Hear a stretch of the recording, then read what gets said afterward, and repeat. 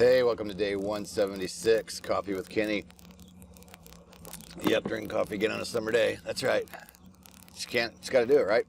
This kind of reminds me, steering down the channel, trying to keep this thing moving. Look at my phone, check out the member question here. Hogs member student gets PPL, now they decide they won't rent to students. WTF question mark.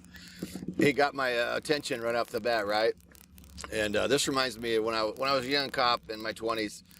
We all smoked, we all drank coffee, we all drove fast, and we used to joke about driving to, drinking coffee, smoking cigarettes, lights and siren, talking on the radio all at the same time. And that was a long time ago, right? Things have changed in 30 years.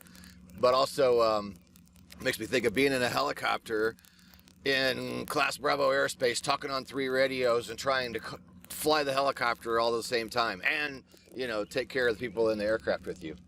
So anyway, this question from this member, and I shouldn't giggle because he was frustrated, but I'm giggling over his title and I'm giggling over what he said, but I understand his frustration. And basically said, been very happy with the school and CFI so far. And he goes on to tell me how one of the other students that's there, a little further along than him, got promised, he could rent, that they didn't have any renter's insurance, but when he got his PPL, they would. And he's about 10 hours in. He said everything's going good. And then he said this other student got his PPL, and now they won't rent to him because they don't have insurance to let somebody rent, which isn't totally uncommon. There are flight schools out there that do this. They'll insure you for the dual training, and they'll insure you to solo, but then you cannot rent the helicopter to go fly as a private pilot. So not completely unheard of. When I was doing it, I had a competitor that had an Instrum, and 45 minutes from where I'm at, and his policy didn't allow people to solo. It let them to solo, but did not allow them to rent. He just flat out said, I'm not spending the money, because he would save money on his insurance policy. And in turn, I would, at that time, in the aircraft that I had, but I also went bankrupt trying to run my own school too, right? So on the flip side of that, insurance is hands down freaking expensive, all right?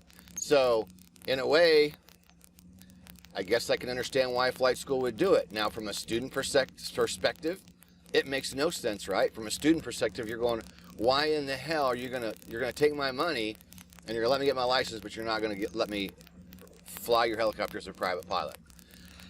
It's not totally uncommon. Some schools do that. So that's something that you, as the applicant or student flying to school, make sure you check this out and find out about this before you get into this, because this could be a big disappointment for you later.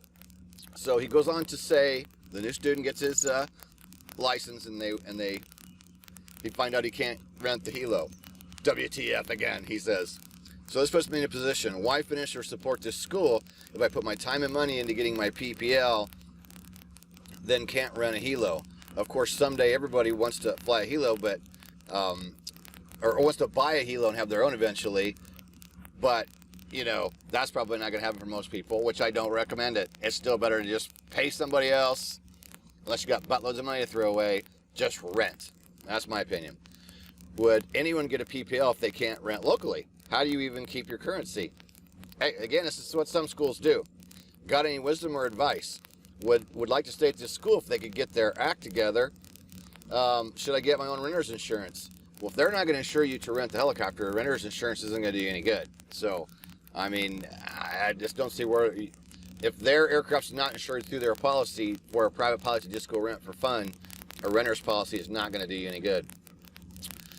I have a great CFI and he feels terrible. Anyway,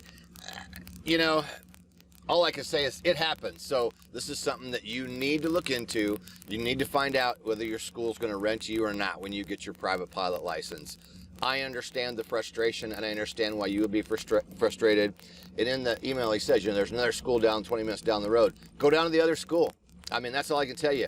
To have another school only 20 minutes away, that's a pretty easy answer to me. When I was flying, I would drive 2 hours one way to a lesson, and that was going to one, city. To go to another flight school after flight, I'd have to drive 2 hours somewhere else. So just to have another school that close, 20 minutes away, man, I would just go check out that other school, because I don't personally think it's going to be worth battling the school trying to get them to change their insurance policy. They're probably not going to happen, and they're probably saving quite a bit. I'll throw this number at you. My very first flight school I had, where I owned one aircraft, my insurance was $18,500 a year. Okay? So think back to a flight school.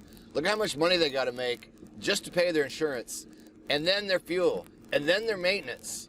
So I guess I want to end with, sometimes schools do that, and that's just the way it is. So that's just something you got to look into. Day 167, or 176, Coffee with Kenny. Brought another good one to you. I hope that helps. Like and subscribe for the daily video. Lots more to come. Questions are still coming in. Lots of good ones, things we haven't covered yet. I'm getting ready to cover stirring the pot.